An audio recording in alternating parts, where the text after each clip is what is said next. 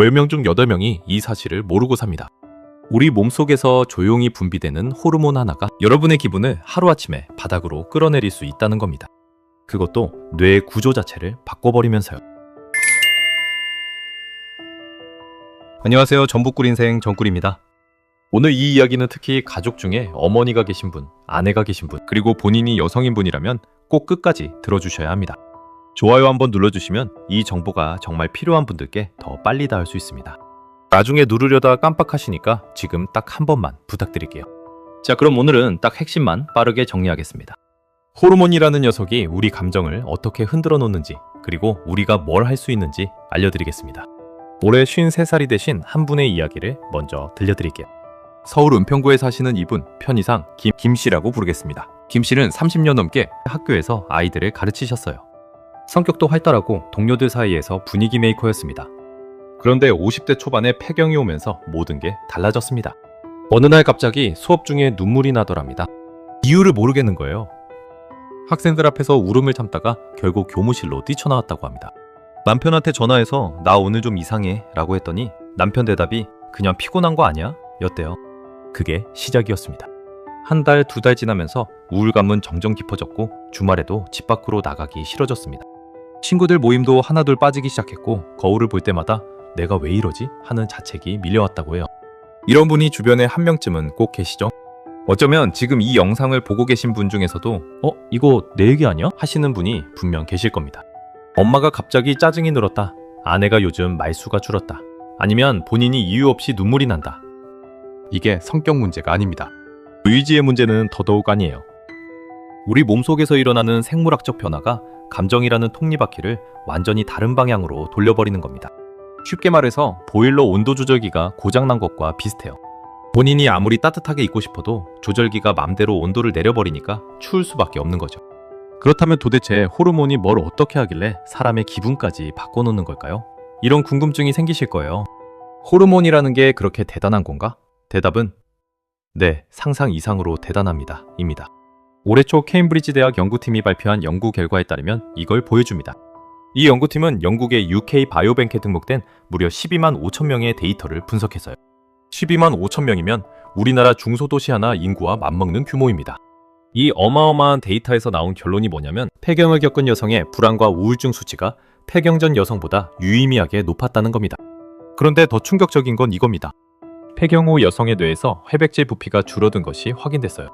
여기서 잠깐 회백질이 뭔지 모르시는 분들을 위해 풀어드릴게요. 회백질이란 쉽게 말해서 뇌에서 정보를 처리하고 판단하는 핵심 부위입니다. 컴퓨터로 치면 CPU 같은 거예요. 이 CPU의 용량이 줄어든다?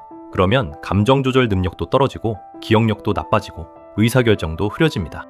이건 기분 탓이 아니라 뇌 자체가 물리적으로 변하고 있다는 뜻이에요. WHO 브리핑에 따르면 현재 50대 이상 여성 중 폐경을 경험한 비율이 30% 이상입니다. 우리나라만 해도 50대 이상 여성 인구가 수백만 명에 달하니까 이 문제는 개인의 고민일 수도 있지만 사회 전체가 마주할 수 있는 문제입니다. 그런데 우리 사회는 이 30%의 여성분들이 겪는 호르몬 변화를 나이 들면 그런 거지 하고 그냥 넘기고 있는 겁니다. 그리고 이건 폐경기 여성만의 문제가 아닙니다. 여기서 이런 생각 드실 수 있어요. 나는 아직 젊으니까 상관없는 거 아니야? 사실은요, 월경주기가 있는 여성이라면 매달 호르몬 롤러코스터를 타고 계신 겁니다. PMDD 연구에 따르면 월경주기 중 황체기 후반에 에스트로겐과 프로게스테론이 급격히 변동하면서 세로토닌 기능에 변화가 생깁니다. 세로토닌이라는 건 흔히 행복 호르몬이라고 불리는 신경 전달 물질인데요. 이게 흔들리면 감정 기복이 심해지고 충동성이 늘어납니다. 고속도로에서 핸들이 갑자기 제멋대로 움직이는 것과 같아요. 운전자가 아무리 똑바로 가려고 해도 핸들이 좌우로 흔들리면 차가 휘청거릴 수밖에 없잖아요. 실제로 이런 분이 계셨습니다. 30대 중반 직장인인데 매달 생리 일주일 전이 되면 남편과 크게 다투게 된다고 해요. 평소에는 아무렇지 않은 말인데 그 시기만 되면 같은 말이 비수처럼 꽂힌대요. 급기야 그 시기에 온라인 쇼핑을 충동적으로 해서 한 달에 30-40만 원씩 추가 지출이 생겼다고 합니다. 본인도 왜 그런지 모르겠다고 하더라고요. 이런 현상은 황체기 호르몬 변동이 만들어낼 수 있는 감정 충동성의 예시일 수 있습니다. 가계부에도 영향을 주고 가족관계에도 금이 가게 만드는 거예요. 자, 여기서 상황이 한번 크게 뒤집어지는 전환점이 있습니다. 많은 분들이 이런 호르몬 문제를 해결하려고 HRT, 즉 호르몬 대체요법을 찾으시거든요. 호르몬이 부족해서 문제가 생기니까 호르몬을 외부에서 넣어주면 되지 않겠느냐는 논리인데요. 결론부터 말하면 포인트는 두 가지입니다. 첫째, 일반적인 의료 관점에서는 HRT가 폐경기 정신건강에 도움이 된다고 봅니다.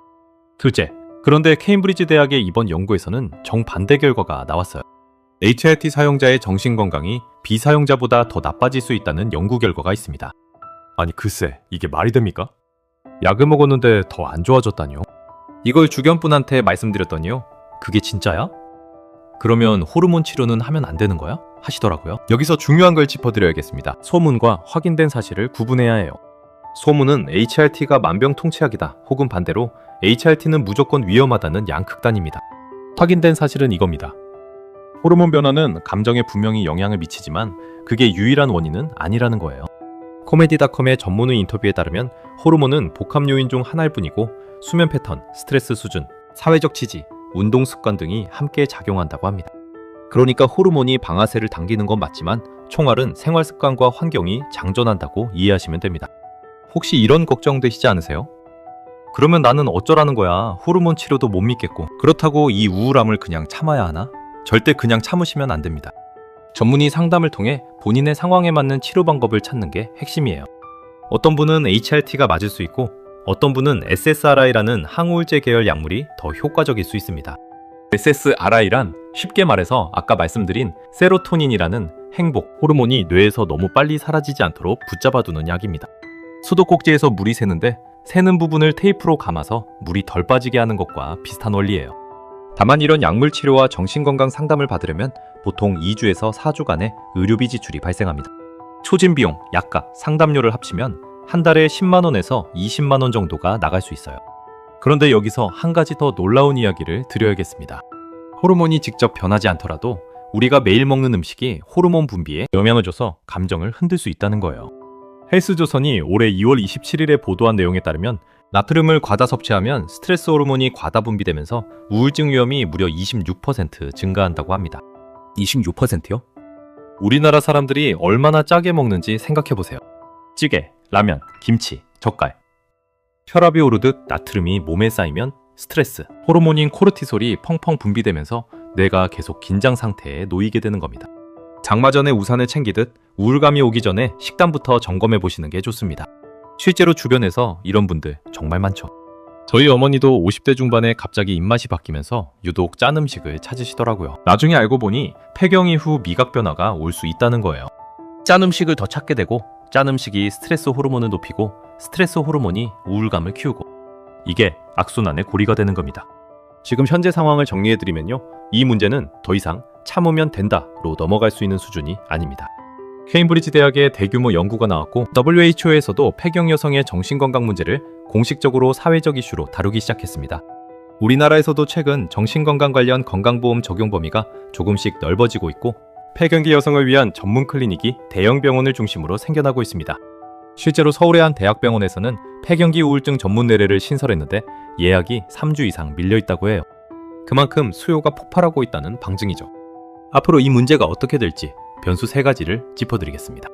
첫 번째 변수는 HRT의 새로운 연구 결과입니다. 기존에 도움이 된다고 알려졌던 HRT가 이번 연구에서 반대 결과를 보였으니 추가 연구가 나올 때까지는 판단을 유보해야 합니다. 두 번째 변수는 사회적 인식의 변화예요. 갱년기라서 그래 하고 무시하는 분위기가 바뀌어야 초기에 도움을 받으러 병원에 가시는 분들이 늘어날 겁니다.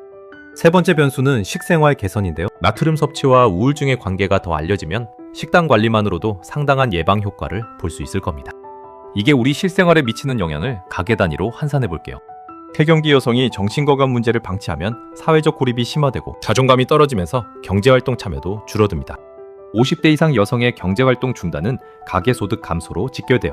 반대로 초기에 적절한 치료를 받으면 월 10만 원에서 20만 원 정도의 의료비로 삶의 질을 유지할 수 있습니다. 치킨 서너 마리 값으로 한 달에 정신건강을 지킬 수 있다면 이건 투자 대비 수익률이 어마어마한 거 아니겠습니까? 그리고 황체기 충동 소비로 매달 30-40만 원씩 새 나가는 것도 본인의 호르몬 주기를 이해하고 그 시기에 의식적으로 지출을 관리하면 충분히 줄일 수 있습니다. 이 이야기를 왜 오늘 드렸냐면요. 아까 처음에 말씀드린 김씨 결국 병원을 찾으셨습니다. 남편이 아니라 딸이 알아차렸대요. 엄마가 요즘 묻질하나 하고요. 진료를 받고 적절한 치료를 시작하신 뒤 석 달 만에 다시 친구 모임에 나가기 시작하셨다고 합니다. 이걸 알고 모르고의 차이가 이렇게 큽니다. 호르몬 변화는 누구에게나 찾아옵니다. 남성도 테스토스테론이 줄어들면서 비슷한 변화를 겪을 수 있어요. 중요한 건 이걸 부끄러운 일로 여기지 않는 것, 그리고 내 몸에서 어떤 일이 벌어지고 있는지 정확히 아는 것입니다. 이게 바로 꿀정보입니다. 오늘 내용이 도움이 되셨다면 좋아요 하나 부탁드립니다. 그 하나가 지금 혼자서 이유 모를 우울함과 싸우고 계신 분께 이 정보를 전해줄 수 있습니다. 가족 중에 50대 이상 여성분이 계시다면 이 영상 링크를 보내드리는 것도 좋은 방법이에요. 엄마 이거 한번 봐봐. 이 한마디가 큰 변화의 시작이 될 수 있습니다. 다음에도 여러분의 건강과 지갑을 동시에 지켜드리는 꿀정보 가져오겠습니다. 늘 건강 챙기시고요. 정꿀이었습니다.